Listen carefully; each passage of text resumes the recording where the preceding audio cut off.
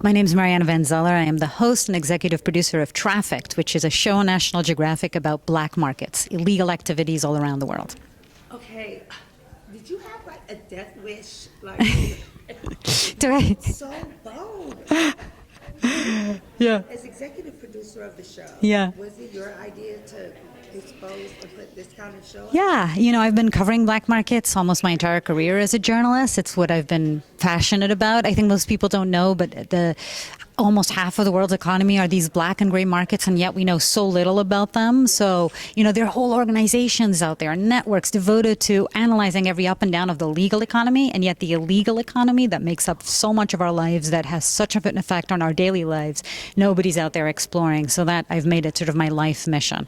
And sometimes it's dangerous, sometimes it's crazy, or most times it's always crazy, but we do a lot to make sure that we protect ourselves and get out of there safely.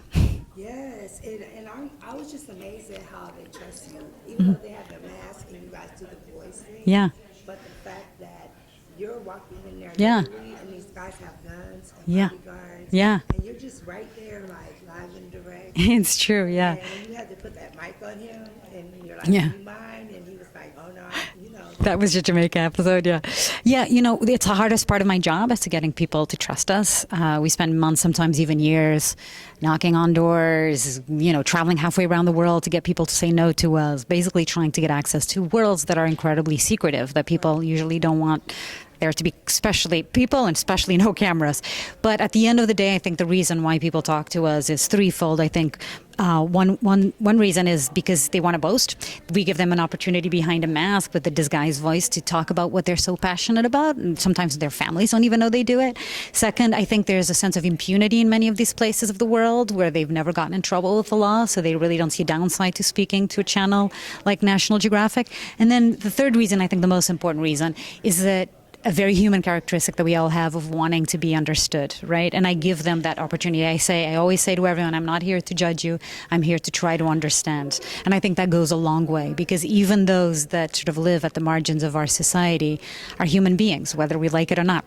And they want to be understood. And from my reporting, what I've found is the vast majority of the people that are involved in these criminal activities do so because of the inequality and the desperation that exists in the world. Not all. There's a lot of bad people out there, but that's usually the motivation. So do you think during the pandemic, scamming was like at an all-time high? It was. Scamming was 100% an all-time high. We did an investigation. One of the episodes was about romance scamming, and it's essentially an industry that grew out of the pandemic. It was people who exploited the loneliness, the global loneliness that we all felt at that time.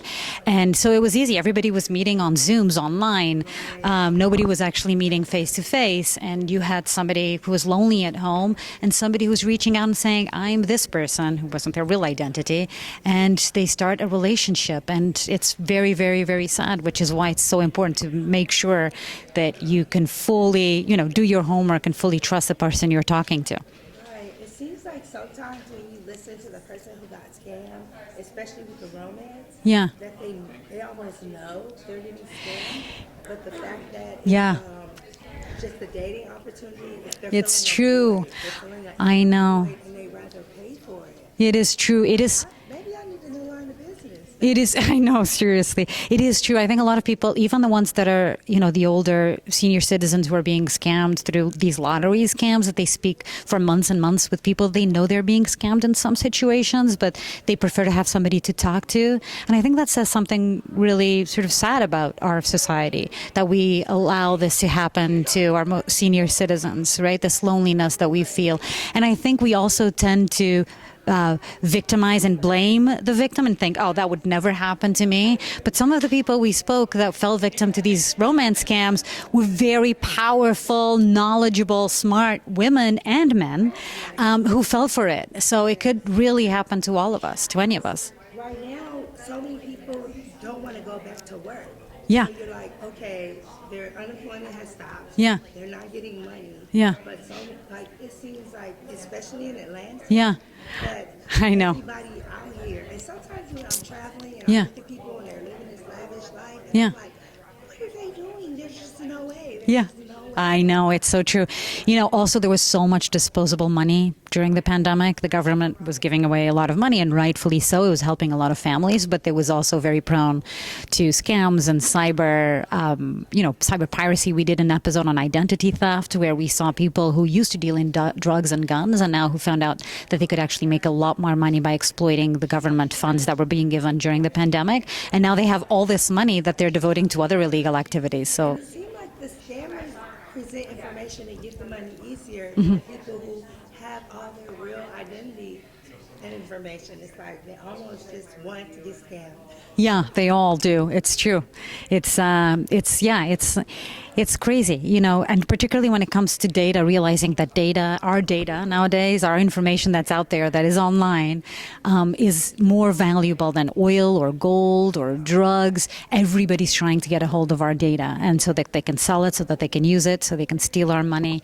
And it's scary. That's why we have to be very, very careful. Right, and I love how you pointed out in Israel, billions Yeah. Oh, yeah. compared to here, and them not identifying where they're, because now on Instagram, they're like, we're having a contest, I just need your cash app. Oh, yeah. And every time someone says that to me, I go change my cash app to block them. Yeah, I feel like every time I turn on my Instagram or Twitter or even my emails and my WhatsApp and messages, I get somebody trying to scam me. Yes. And it's, you haven't paid your bills and can you call this number, or I'll sell you all this crypto, or there's all this crypto if you put money and Social Security and all that. So yeah, we just have to be very ultra careful, unfortunately, these days. Thank you so much. I really love that you did the show. Oh, thank you. I was so scared for you so many times. I'm like, Still doing it. We're filming season 4 right now, so it's still happening. Yep. so where are you going? I'm going to Mexico next week. I go to Mexico a lot. I have a bunch of new episodes coming out. But this season that's airing right now, season 3, we have an episode on fight clubs. We have an episode on crypto, piracy, cyber scams. We have an episode on MDMA coming out as well. So a lot of great. On and on. Yeah. You know that, right? Oh, I know. There's black markets all around us. They never end. Are you ever going to get into human trafficking? Yeah, so the one I'm going, we did one. So we did one on organs this season. It was the season premiere was on organs. We're doing one on human smuggling, human trafficking right now for season 4, and we did one on black market babies for season that's coming out in 2 weeks. Now, are you going to stake out the Atlanta airport? Because I know I've done sex trafficking stories here in Atlanta, and it's a big hub for it. we run those again. Yeah, Kids don't get it. yeah, Just don't. I know. It happens here a lot, unfortunately. I know. Thank you so much. Appreciate it. I'm Mariana, and I am Upscale with Joe Nell. Thank you.